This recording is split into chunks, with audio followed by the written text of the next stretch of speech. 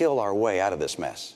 We're going to have to put in place a very comprehensive and robust strategy to help the world of Islam and other parts of the world reject this radical, violent extremism, which is, it's certainly not on the run. Your strategy previously has been one that has been all over the map and is not designed to keep Americans safe or to build on the opportunities that exist in the Middle East. My strategy is pretty straightforward, which is to go after the bad guys, to make sure we do our very best to interrupt them, to kill them, to take them out of the picture. A few months ago, when you were asked what's the biggest geopolitical threat facing America, you said Russia. Not Al-Qaeda, you said Russia. In the 1980s are now calling to ask for their foreign policy back because the Cold War has been over for 20 years. What we're seeing taking place in Syria is heartbreaking. And that's why we are going to do everything we can to make sure that we are helping the opposition. But we also have to recognize that, for us to get more entangled militarily in Syria is a serious step. I believe that Assad must go. I believe he will go. But I believe we want to make sure that we have the relationships of friendship with the people that take his place, such that in the years to come, we see Syria as a friend and Syria as a responsible party in the Middle East. America remains the one indispensable nation. And the world needs a strong America, and it is stronger now than when I came into office. We recognize that there are places of conflict in the world. We want to end those conflicts to the extent humanly possible. But in order to be able to fulfill our role in the world, America must be strong. America must lead. Our Navy is smaller now than any time since 1917. The Navy said they needed 313 ships to carry out their mission. We're now down to 285. We're headed down to the low 200s if we go through with sequestration. That's unacceptable to me. I think Governor Romney maybe hasn't spent enough time looking at how our military works. You mentioned the Navy, for example, and that we have fewer ships than we did in 1916. Well, Governor, we also have fewer horses and bayonets because the nature of our military has changed. We have these things called aircraft carriers where planes land on them.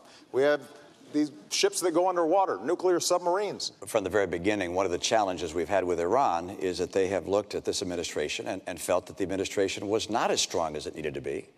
I think they saw weakness where they had expected to find American strength. As long as I'm President of the United States, Iran will not get a nuclear weapon. I made that clear when I came into office. We then organized the strongest coalition and the strongest sanctions against Iran in history, and it is crippling their economy. China's both an adversary, but also a potential partner in the international community if it's following the rules. We can be a partner with China. We don't have to be an adversary in any way, shape, or form. We can work with them. We can collaborate with them if they're willing to be responsible. Over the last 4 years, we've made real progress digging our way out of policies that gave us 2 prolonged wars, record deficits, and the worst economic crisis since the Great Depression. And Governor Romney wants to take us back to those policies. We've been through tough times, but we always bounce back because of our character, because we pull together. And if I have the privilege of being your president for another 4 years, I promise you I will always listen to your voices, I will fight for your families, and I will work every single day to make sure that America continues to be the greatest nation on earth. I'm optimistic about the future.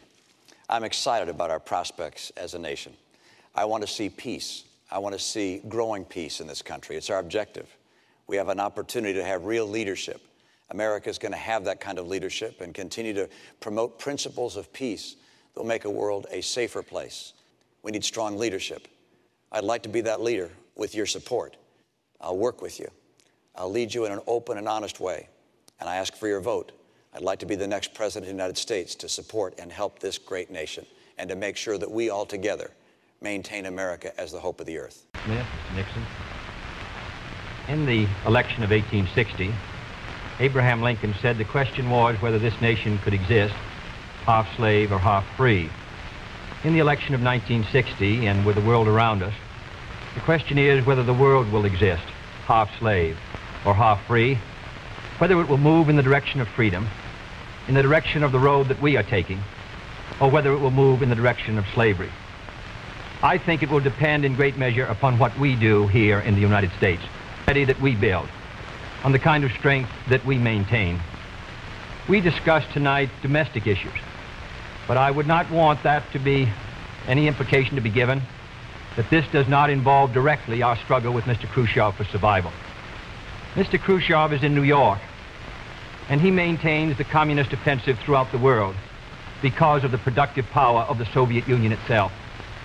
The Chinese communists have always had a large population, but they are important and dangerous now because they are mounting a major effort within their own country. The kind of country we have here, the kind of society we have, the kind of strength we build in the United States will be the defense of freedom.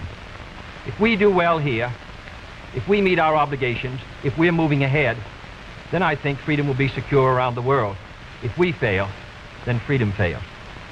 Therefore, I think the question before the American people is, are we doing as much as we can do? Are we as strong as we should be? Are we as strong as we must be if we're going to maintain our independence? And if we're going to maintain and hold out the hand of friendship to those who look to us for assistance, to those who look to us for survival? I should make it very clear that I do not think we're doing enough, that I am not satisfied as an American with the progress that we're making. This is a great country, but I think it could be a greater country. And this is a powerful country, but I think it could be a more powerful country. I'm not satisfied to have 50% of our steel mill capacity unused. I'm not satisfied when the United States had last year the lowest rate of economic growth of any major industrialized society in the world, because economic growth means strength and vitality. It means we're able to sustain our defenses. It means we're able to meet our commitments abroad. I'm not satisfied when we have over $9 billion worth of food, some of it rotting, even though there is a hungry world, and even though 4 million Americans wait every month for a food package from the government, which averages 5 cents a day per individual.